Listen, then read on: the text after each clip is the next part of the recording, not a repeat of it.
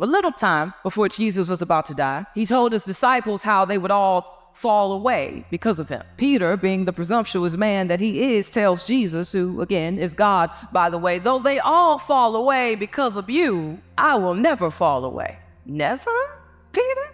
As if we don't have receipts for how often you do fall? Like when you had enough confidence to walk on water with Jesus, but not enough faith to keep you from sinking when you thought that the winds were stronger than the power of God. But why do you think he thought he was exempt from falling? Simply put, pride. Pride will have you really believing that being committed to Jesus with your words means that you are committed to Jesus with your heart. Titus 1:6 says that there are people who will profess, have words that they know God, but by their works they deny him. Words don't ensure commitment. Listen to his words. Again, he says, though they all fall away because of you, I will never fall away. I mean, Jesus, even though you're God and everything that you say is right, you're right about them, but you're wrong about me.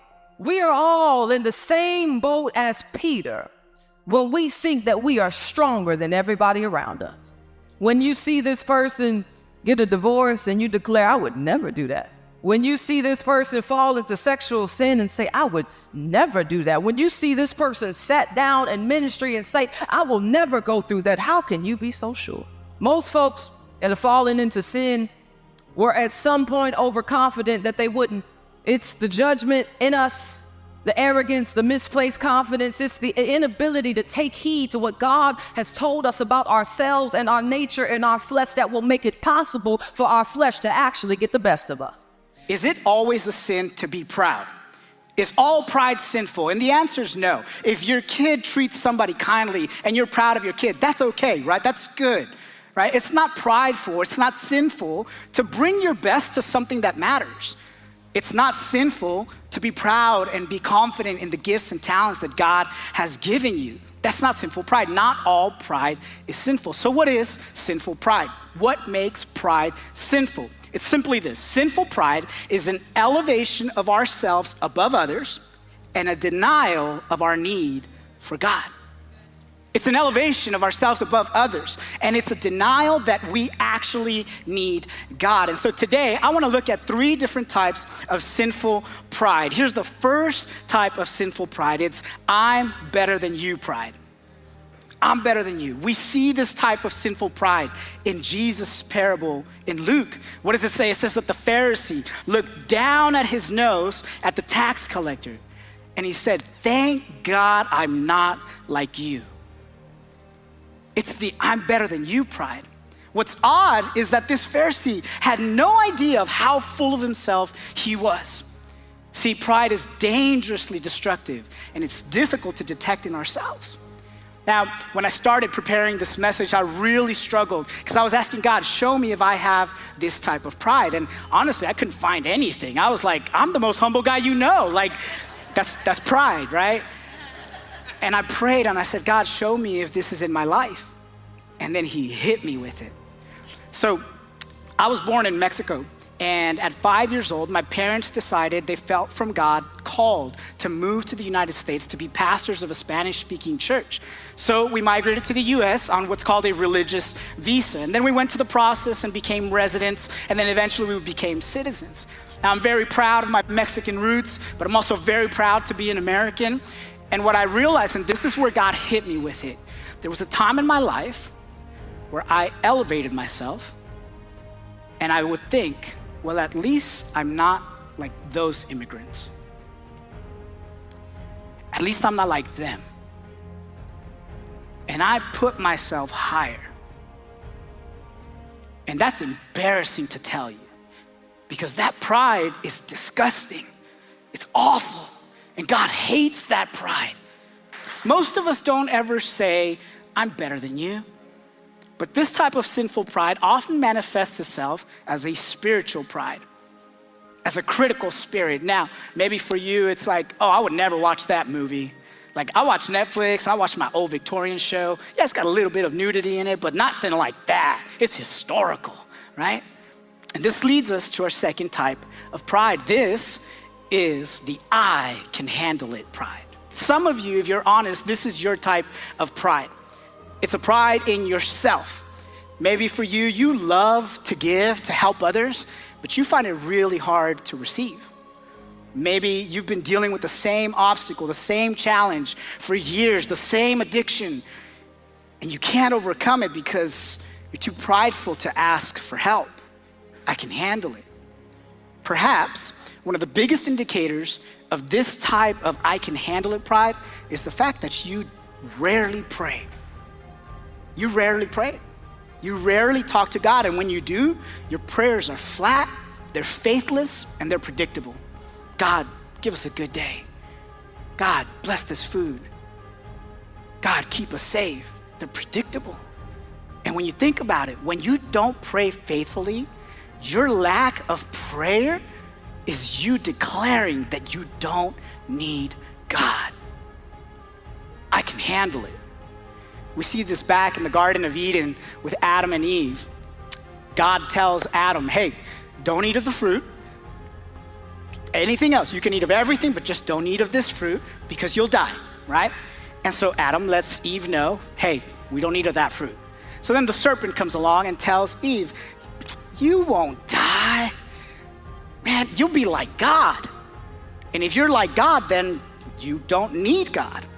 And check out what Genesis 3:6 says. It says this, it says, the woman was convinced and she wanted the wisdom that the fruit would give her. She felt and wanted to be like God. She thought, I can handle being like God. So then she goes to Adam and gives him the fruit, right? Now, this is mind-blowing to me.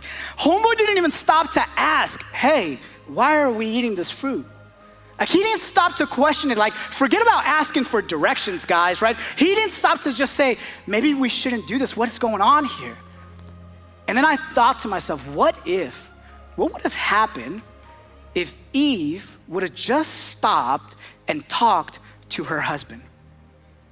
What would have happened if they would have just stopped and talked to God? That's all prayer is, it's talking to God.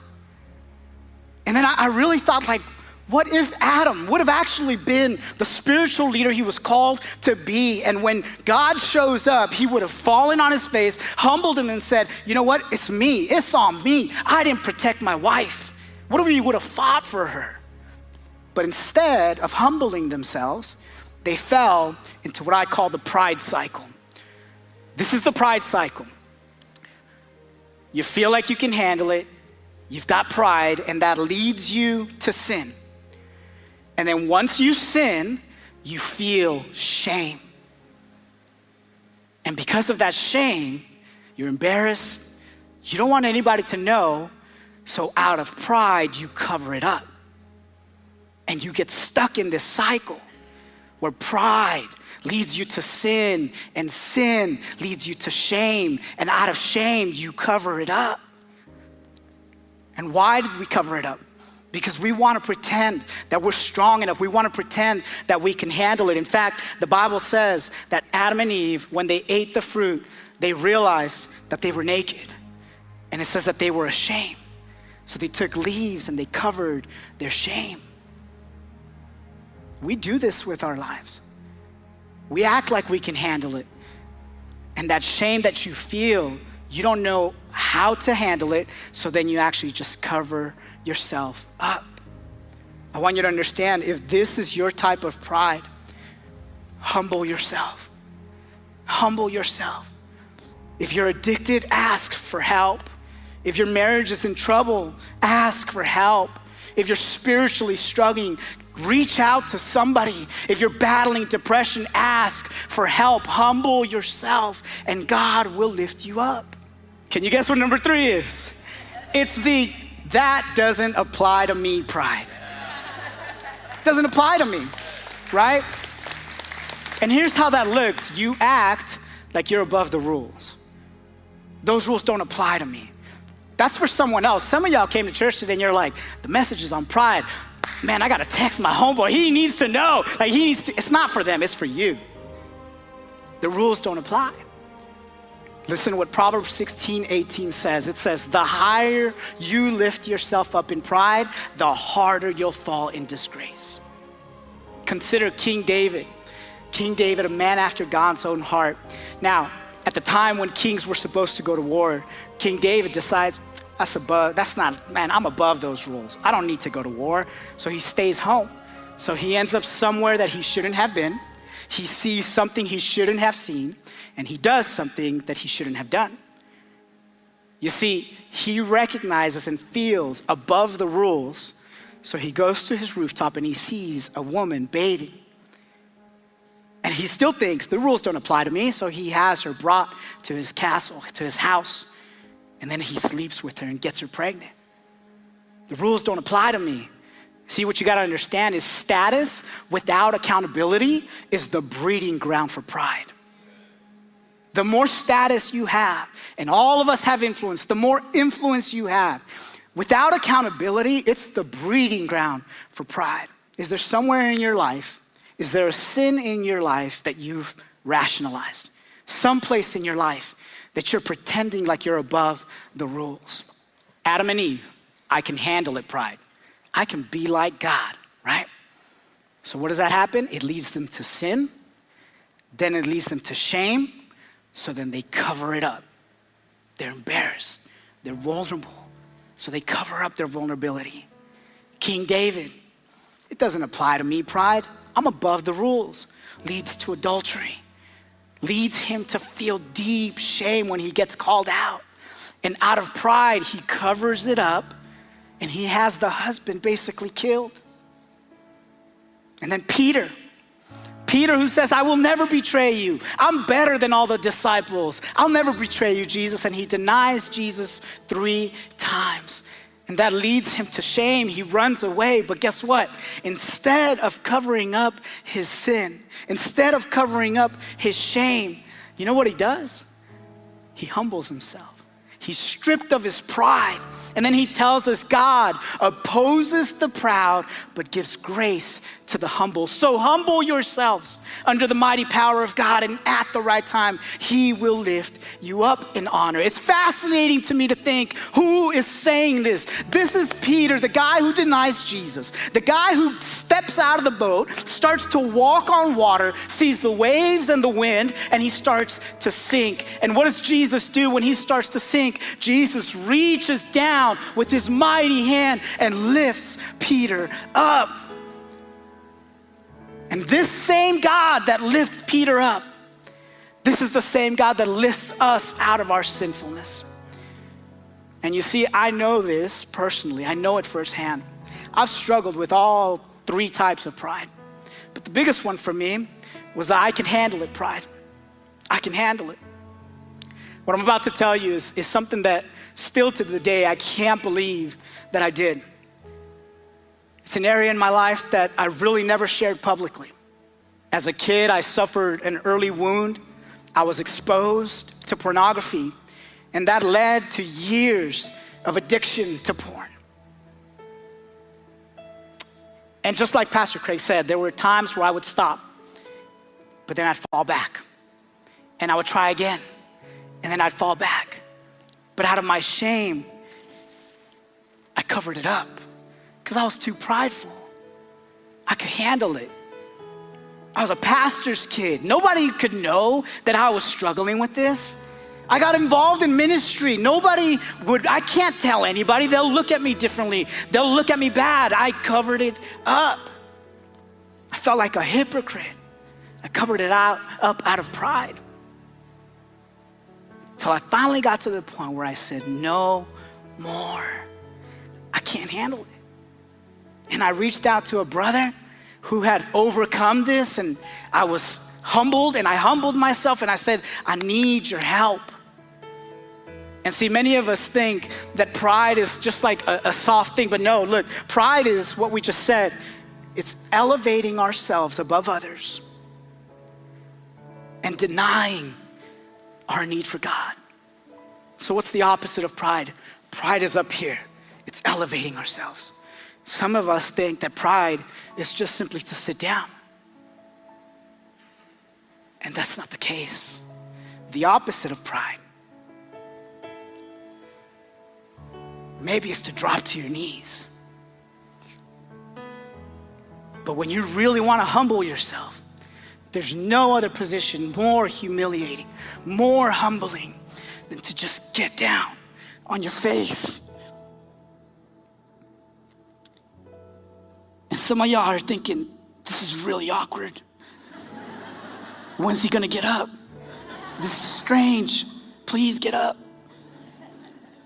But that's exactly the point. You see, society tells you, fight for yourself. Prove your point. Tell them what you can do. Promote yourself.